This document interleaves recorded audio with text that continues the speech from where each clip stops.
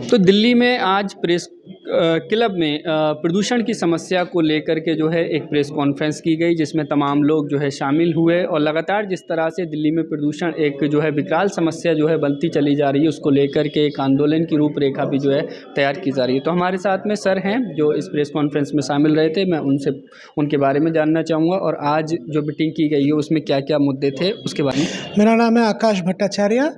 मैं all India central council of trade unions AICCTU जी उसके साथ जुड़ा हुआ, उसके नेशनल काउंसिल को रिप्रेजेंट कर रहा हूँ यहाँ पे। जी। तो आज जिस तरह से पॉल्यूशन को लेकर के जो बात रखी गई है, क्या मुद्दे थे और क्या डिमांड थी, क्या कुछ हुआ इसमें? देखिए, जो हुआ दिल्ली में पोल्यूशन का प्रॉब्लम बहुत ज़्यादा बढ़ गया है और सबसे बड़ी समस्या है कि सरकार हमारी बात सुन नहीं रही है, सरकार इसको मान नहीं रही है। ऐसे कुछ सॉल्यूशंस दिए जा रहे हैं जो कुछ सॉल्यूशंस है ही नहीं, बहुत ही short term solutions.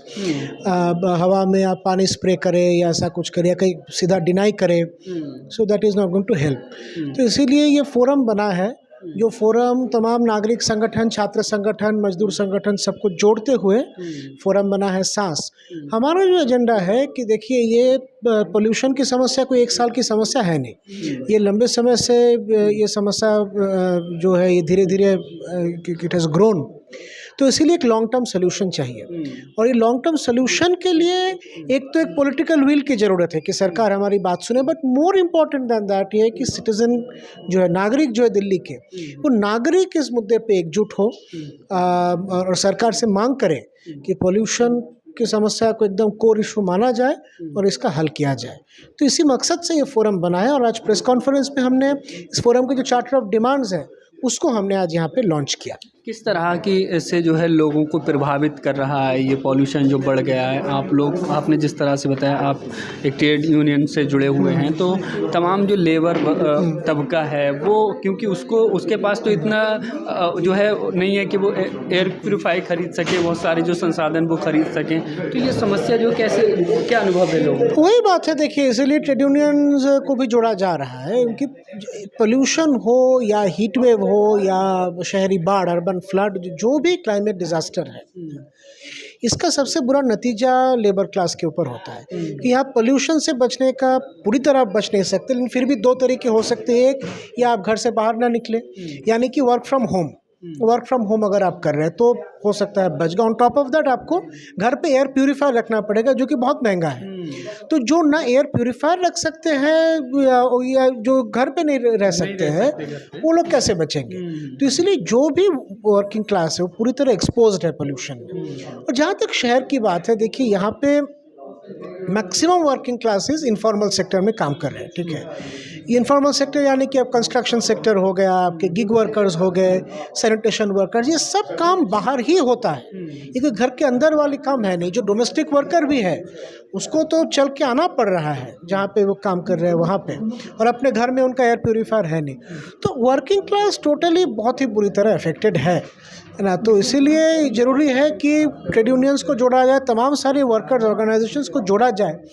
Workers organisations जो है लंबे समय से इस मुद्दे को उठाए हैं। जो आज सवाल जवाब में मैंने बोला कि ऐसा नहीं कि पहले इस मुद्दे पे वर्कर्स मोबिलाइजेशन की कोशिश नहीं की गई, बिल्कुल की गई, हीट वेव के इशू पे, एयर पोल्यूशन के इशू पे। लेकिन एक तो एक ब्रॉड अम्ब्रेला हमको नहीं मिला, जो एक अम्ब्रेला ऑर्गेनाइजेशन के तहत हम इसको मोबिलाइज करें। नहीं तो क्या हो जाता है, एक सेक्टोरल डिमांड रहता है, सरकार को लगता है कि ये वर्कर्स का इशू है, इसका इशू, उसका इशू। हमारा मानना है कि जहाँ पे सबसे खराब इम्पैक्ट वर्कर्स पे हो रहा है, लेकिन the issue is not exclusively workers issue, it is a citizens issue. जो अफेक्टेड हो रहा है, बच्चे अफेक्टेड हो रहे हैं, एल्डरली अफेक्टेड हो रहे हैं, महिलाएं अफेक्टेड हो रहे हैं। तो इस फोरम के जरिए हम इस मुद्दा को ब्रॉडन करना चाहते हैं। तो इसीलिए ट्रेड यूनियंस इस फोरम को सीरियसली ले रहे हैं। क्या लगता है सर कि हर साल ये समस्या जो है ख़ास तौर से दिवाली के समय ये शुरू हो जाती है, लेकिन इस बार ये देखने में आया कि भाई पटाखों पर उस तरह से जो है प्रतिबंध नहीं लगाया गया, तो वो भी एक कारण आपको लगता है कि जो है पटाखों पर? बिल्कुल। देखिए, बात पटाखे हैं, फिर आपके जो गाड़ी है, व्हीकुलर पोल्यूशन। पिछले कुछ सालों में हम देखें कि जब पोल्यूशन बढ़ता है तभी ऑड इवन रूल सरकार लाती है, उससे थोड़ा बहुत फ़र्क तो पड़ता है, लेकिन इस बार कोई ऑड इवन रूल का भी जिक्र नहीं हुआ। और उसके साथ साथ दिवाली के टाइम पटाखे पे जो रोक लगी थी वो रोक भी हटा दिया गया। अभी तक पटाखों का जो है वो सिलसिला लगातार वो सिलसिला लगातार जारी है। तो मसला सिर्फ दिवाली की है नहीं। देखिए अब ये अगर फायर क्रैकर्स को अलाउ किया जा रहा है, ये कौन अलाउ कर रहा है और किसके दबाव में आके अलाउ कर रहे हैं, ये बड़ा सवाल है। क्योंकि अलाउ तो किया, कोर्ट कुछ कर सकता था, अदालत ने कुछ किया नहीं। उल्टा अदालत ने वकीलों को बोला कि आप लोग घर से क्यों नहीं अटेंड करते, ये कोई तरीका थोड़ी होता है ना। तो अदालत ने भी बहुत कुछ ठीक ठाक इसमें उनका एटीट्यूड नहीं रहा। बट सबसे इम्पोर्टेंट है, देखिए गवर्नमेंट के तरफ से एक पहलकदमी होगी तभी इसका हल हो पाएगा। इसलिए हम बार बार पॉलिटिकल विल पे एम्फसाइज कर रहे हैं। जो राजनेता है, क्या वो चाहते हैं इसका हल करना या नहीं चाहते। सर अभी जब सीजीआई, हमारे नए सीजीआई जस्टिस सूर्यकांत जी बने, तो उन्होंने भी जो अपनी अनुभव, अपनी प्रतिक्रिया दी कि जब मैं टहलने के लिए गया तो बीमार हो गया 1 घंटे में टहलने के लिए। तो इतना हाई प्रोफाइल लोगों को भी ये इफेक्टेड कर रहा है, तो उसके बावजूद भी इतनी उदासीनता सी क्यों नजर आ रही है? हाँ, ये आपने बहुत सही सवाल पूछा है, इतनी उदासीनता क्यों है। देखिए पहली बात है कि जो बहुत हाई प्रोफाइल लोग हैं उन लोग के पास इससे बचने का जरिया भी है ना। जो एयर प्यूरीफायर या आप घर के अंदर रह के काम करे, है ना। आप कोर्ट्स में जाइए, मैं खुद भी वकील हूँ तो मैं अभी आ रहा हूँ हाई कोर्ट से, आज मैं हाई कोर्ट में था। हाई कोर्ट के अंदर वो तो एक कुछ अलग ही वहाँ पे एटमॉस्फेयर है। वहाँ पे एयर पोल्यूशन उतना आपको फील नहीं होता है। तो इस तरह के प्रिविलेज्ड वर्क स्पेस में, कॉर्पोरेट वर्क स्पेस हो, ये आपके बड़े बड़े कोर्ट्स हो, high court, supreme court, high profile work space में उतना फील नहीं होता। तो इस तरह के लोगों की दिनचर्या अगर मैं बोलूँ, इन लोग तभी एक्सपोज होते हैं जब मॉर्निंग वॉक पे जाते हैं। अदरवाइज सुबह उठते हैं, एयर प्यूरीफायर रहता है घर पे, खाना वाना खा के गाड़ी पे जाते हैं, गाड़ी में एयर प्यूरीफायर, वर्क स्पेस में एयर प्यूरीफायर, फिर वापस आ जाते हैं। ठीक है, तो इन लोग इसीलिए मसला को उठा रहे हैं क्योंकि उठाना पड़ेगा, जो माहौल बना हुआ है। लेकिन हमारा ये मानना है कि सिर्फ इन लोग के कहने से चीज़ें नहीं बदलेंगी। इसीलिए मास एक्शन की ज़रूरत है। जनता को इकट्ठे होने की ज़रूरत है। जो सबसे ज़्यादा अफेक्टेड है उनको इकट्ठे होने की ज़रूरत है। नीचे से दबाव आया तब चीज़ें बदल सकती है। आप लोग क्या सुझाव और क्या डिमांड सरकार से मुख्य तौर पर कर रहे हैं? देखिए सबसे पहले तो जो आपने ऑलरेडी बोल चुके हैं, ये फायर क्रैकर बैन है ना। फिर आपके जो भी इमीडिएट रिलीफ के लिए जो चीज़ें चाहिए उसमें सबसे इम्पोर्टेंट है फायर क्रैकर बैन और व्हीकल्स को कंट्रोल करना। But that is just the starting point. हम जो चाह रहे हैं कि ये सवाल कहीं ना कहीं ओवरऑल अर्बन प्लानिंग के साथ जुड़ा हुआ है। ठीक है, अर्बन प्लानिंग यानी कि जैसे व्हीकल्स कौन से रहेंगे। अर्बन प्लानिंग में क्या होता है कि ट्रांसपोर्ट एक बहुत बड़ा हिस्सा होता है अर्बन प्लानिंग का। ठीक है, जो आप दिल्ली में देख रहे हैं इतने सारे बड़े बड़े गाड़ियाँ, एक 8 जन की गाड़ी में एक आदमी जा रहा है, etcetera etcetera. That needs to be changed. Public transport पे फोकस करने की ज़रूरत है। पोल्यूशन का long term solution at least urban settings में public transport is a major part of it. तो पब्लिक ट्रांसपोर्ट हमको चाहिए, public transport, mass public transport जिसमें जनता ट्रैवल कर पाए। जैसे metro is not for everyone, है ना। मेट्रो जितना महंगा है, और अब देखिए जो थोड़ा अंदरूनी इलाके में मेट्रो का एक्सेस उतना है भी नहीं, है ना। तो इसलिए बसेस की ज़रूरत है जो मेट्रो के साथ भी कनेक्टेड है। बट अदरवाइज जो पब्लिक बसेस शहर के अलग अलग हिस्से में लोगों को ले जा सकते हैं, पब्लिक बसेस भारी संख्या में लाने की ज़रूरत है ताकि शॉर्ट ट्रिप्स में कम से कम लोग पब्लिक बसेस का ही इस्तेमाल करें, है ना। अगर मान लीजिए मैं रहता हूँ मालवीय नगर, अगर मुझे मालवीय नगर से बगल में ग्रेटर कैलाश जाना है तो मेरे पास क्या ऑप्शंस है। एक ऑप्शन होता है कि मैं प्राइवेट व्हीकल लूँ, नहीं तो क्या है मैं ऑटो लेके मेट्रो जाऊँ, मेट्रो में 2 स्टेशन, फिर ऑटो लेके मैं आगे जाऊँ। तो उससे बेहतर है कि मैं प्राइवेट व्हीकल ले लूँ। मैं अगर अपना स्कूटर पे मालवीय नगर से ग्रेटर कैलाश जाता हूँ, मुझे 15 मिनट लगता है।